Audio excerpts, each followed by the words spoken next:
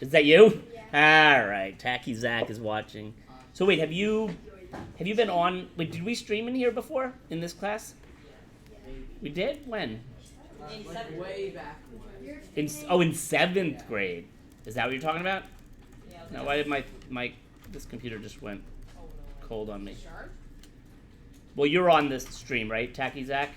Yes. Do me a favor. If anybody says something, let me know and I'll respond. I don't know, my battery might be dying. Okay.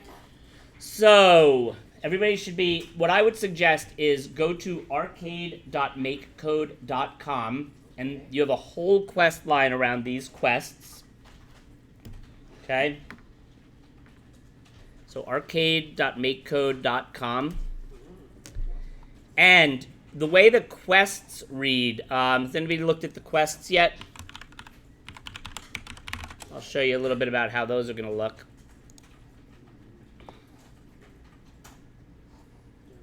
Period 1. Go to quests. We'll go to intro to game design. This is what I see. You won't see this much yet, but see all of these quests you're going to get to do around this? Why don't you go to Classcraft and open? What do you see, Patrick? Just one. Just one. That's great, right? So you actually see more than some people because you at least accepted the challenge in the first one, right? So you're up to the first one, what is it called? Getting started with MakeCode. Very appropriate. Okay, so getting started with MakeCode. We're going to be doing a lot of these tutorials, but I want to be very clear about something. The tutorials are great for, can you lower that please? Thanks. The tutorials are great for learning step-by-step how to do it. All they do, though, is teach you how to follow a few directions, and then say, oh, great, I did it. It doesn't really let you feel confident enough to go on your own. My goal for all of you, of course, is that you become comfortable coding. And what you'll notice very soon, and I'll show you this in MakeCode, is when we go to a new project, and you're not even going to see this in a moment, whatever, it doesn't matter. So when you go to a new project and you're in MakeCode, a couple things are going to happen. One is you're going to see your emulator over here. This is where you're going to test your games. Cool thing, and I keep forgetting to bring it in. I'll bring it in soon. I have at least one of these little devices that looks kind of like a Game Boy. And with a USB, I can connect the thing to the computer, really quickly download the game to this Game Boy looking thing. I'll show you what those look like. Actually, let me show you those. Those are, here we go. This is the one I have. There are others too. Maybe we'll try to get some more of them. I really just want to show you what it looks like a little better. Brainpad.com. If you want to get one of these, they're not that expensive and you'll really enjoy using it. So this is what it looks like. There's a screen. There are the 4 buttons. There's the A-B button, the menu, and start, right? And you can immediately plug it in, download these games you're going to make with MakeCode, and then play them and pass them around, the whole bit, right? Pretty cool. What I'd really love to do one of these days is create like a cabinet or something. If anybody is good at this stuff, do it. Asmitha Chamada, please report to the main office. Asmitha Chamada. So I'd love to create a cabinet. I've seen these like at conferences and stuff where it has the games kids have made in MakeCode, like on a Raspberry Pi or something, but looking like a big arcade machine, which is super cool. So anyway, so that's how that looks.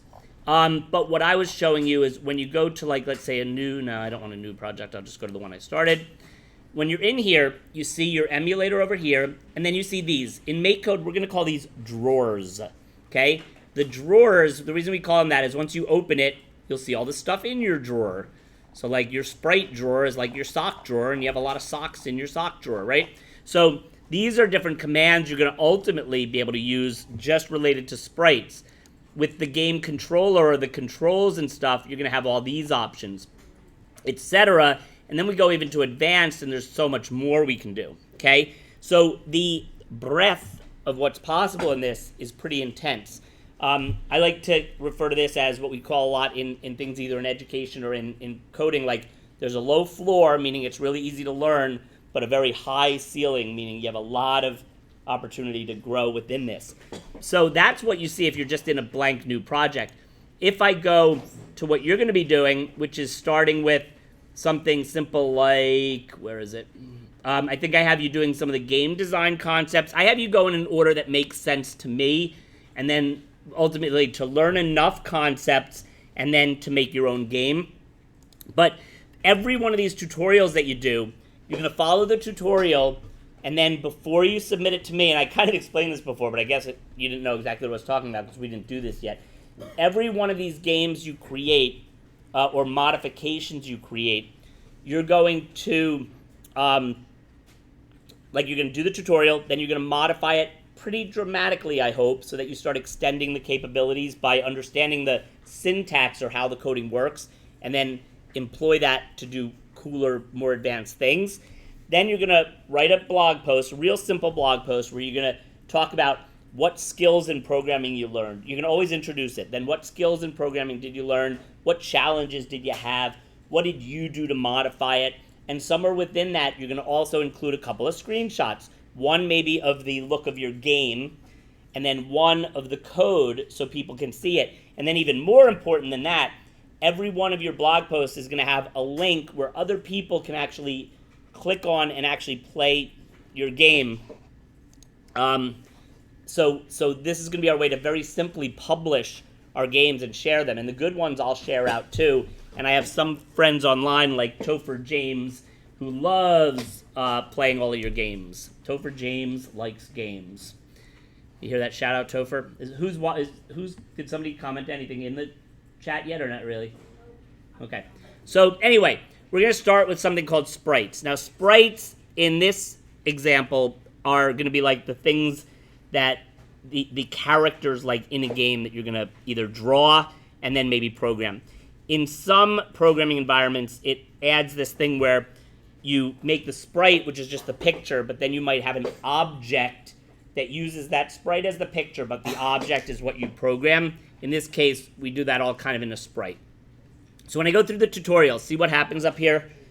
It gives me the first step, set my sprite to sprites, blah, blah, blah. So I'm going to go ahead and do that. So on start, and notice also, see the drawers? Remember we talked about the drawers? Notice how there are only a few of them now? And when I open them, notice how there aren't as many options as there were before? Anyone know why that is? Why do you think, Ryan? Because that's, like, the ones that are already open are probably the ones that can fit inside that one. Not exactly, like, sort of. But in other words, why is it only giving me these two options right now for this when I showed you a blank project, it showed a whole ton of options? That's the ones that you could do. Sort of. These are the ones you need for this tutorial. So they're limiting you on purpose so that as we start the tutorial, we're not overwhelmed by all the other stuff. But once you finish the tutorial, I want you to have access to all that. That's what I'll show you in a minute. So I take my set sprite in here, and it says this sprite will represent the main character for the game. Okay, it has no image and doesn't do anything yet. That's true. Now we hit next. Click on the gray box and set my sprite. Okay, it's showing you an example of it here. What that does, which is cool, is it brings up the image editor here. Okay, this is the image editor in MakeCode. Now, one of the things that's interesting is you could change the size of your images that you're going to make or your sprites based on what you want. I'm going to stay with 16 by 16 for now. Okay, but that'll affect certain things later as well. So I'm going to create, now it says when you close the image editor, blah, blah, blah, your image will show up. We're going to draw an image to represent the sprite. I am not as good as you'll all be at drawing sprites, but with the sprite editor, it's pretty cool because there is a lot you could do in terms of being creative. I'm going to make my character here, and it's going to have a nose, and it's going to have a, oops, see, I messed that up because what I forgot, and I did this yesterday too, is notice which tool I'm using right now. I'm still using I was using the rectangle tool. I want to just use the pencil tool now. Look at this awesome looking character. I really should have been a graphic designer. And then we're going to go here. Whoops. He's going to have a couple legs. Oops, that's not good. he has a bump on his foot. Now we're going to go back to here. He's going to have a shoe. It is beautiful, isn't it? Now we should probably put this here to give him a little more. All right, and then he probably needs some arms. Okay, and another arm here. And I think he's ready to rock and roll and party in our game, right? So now, when I close this, it was saying, or hit done, my character shows up in my game. Okay? So that was the first step. So I hit next. Now it says, let's make it move with the controls. Okay? So I go to controller, and I go to move sprite with buttons. Oops, that's the wrong order. Okay? Now, this is a block-based language. Check, I'll show you in a minute something else too. But watch, now when I test my game, my awesome dude goes around with I can either move him with W, A, S, and D, or up, down, left, right with the arrows, okay? So look at him, he's jamming, he's pretty cool. Now, when I hit next, it says, congratulations, you did it. Now again, all I did so far was follow 2 directions. You know, there's much more to life than that. I'm gonna change it as, well, I didn't even give it a different name. Now, notice now I have all of it available, okay? So there's so many things I could do. Let's say for scene, I think it is, somewhere I can actually have it say things on the, let's see where that would be. Maybe under, somewhere that I could have it, have like a title or something. I did this before. Let's see. And I could search in here. Title? Is that what it was? No, that's tile. Text. Show long text. Okay, so I'm going to bring this in. This is me starting to modify this. Let's say at the beginning I say, use WASD or the arrow keys to move Skippy around the level. Okay? Now, look at that. So now I have some text in there. And the way this works now when I test my game is it has that text in there, and then when I press A, it takes it away, and then I start playing my game. So did I modify it a little bit? A little bit, right? Is there more I could start thinking about? Do you want to start thinking about, like, what other things might you start to try to do if you're going to experiment in order to modify it based on looking at all of these drawers over here? What might you try to do to add to make it kind of interesting, let's say, or different or modified? Any ideas come to mind so far? I added some text. Other ideas? No one? You see this cool one here? Music. I can have it play, let's say, a melody at the beginning. Okay, I don't even know what this is. Oh, wow, look at this. I don't really know what this means.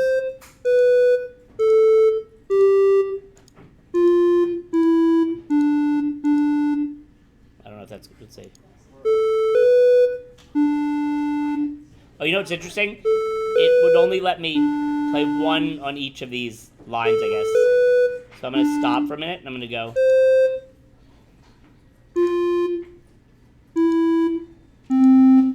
Let's see what that does.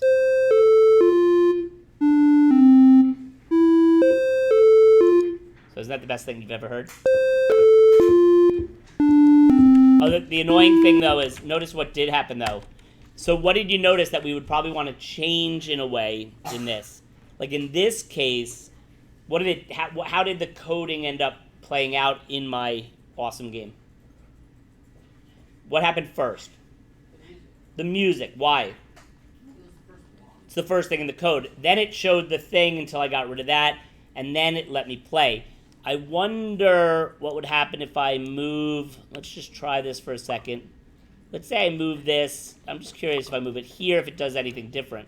So now I have my text, but it's still waiting for that. So there's got to be ways to make it so I can move and have the music playing, but we would have to see how that is. Maybe you do it while moving, but those are all things you'll start experimenting with. Did you have a question? Am I? For what purpose? To... Oh, yes, I can. I didn't realize what it was blocking, but I got to play around with that.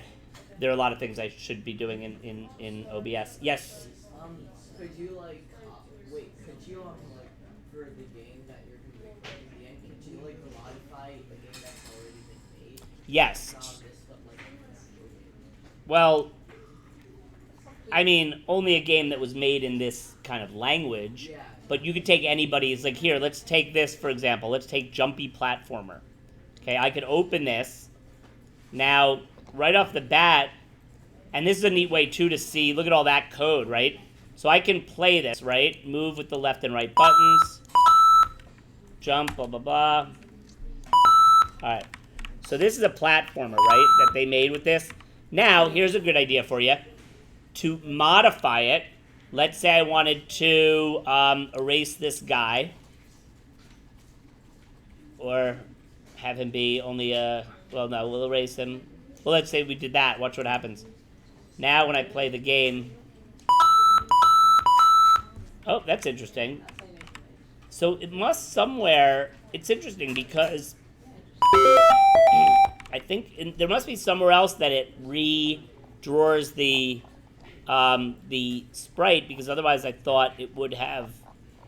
Huh, that's interesting. It's like almost like it... Because I did change the sprite, right, over here, but he's back to looking the way he's supposed to. So the answer is yes, you can do that. I'm wondering... Oh, see, look at all these places. It adds different frames for him. So every once in a while, like when I start my game, he starts for just a second looking like that character, but then he immediately changes anyway. But yes, you could do anything you want in terms of modifying. Like if I got rid of all these and changed it, if I changed the...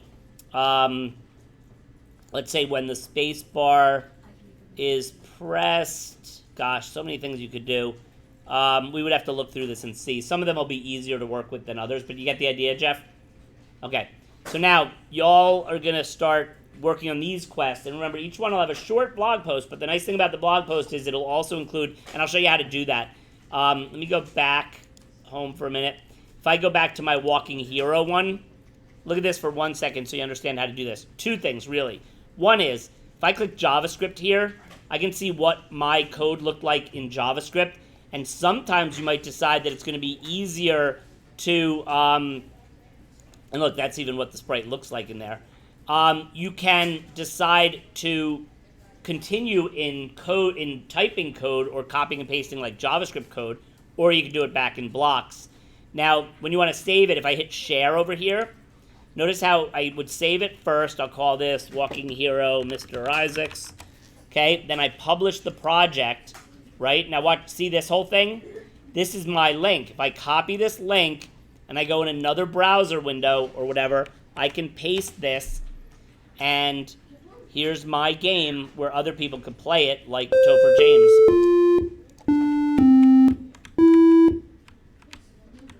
Pretty nifty, huh? That guy, he's cool, isn't he? Bet you wish you all had a cool character like that for your game. All right, you may now begin, and remember, you're starting on the Walking Hero one, but I see you found the Google game, right? Pretty cool, huh? All right, have a good day.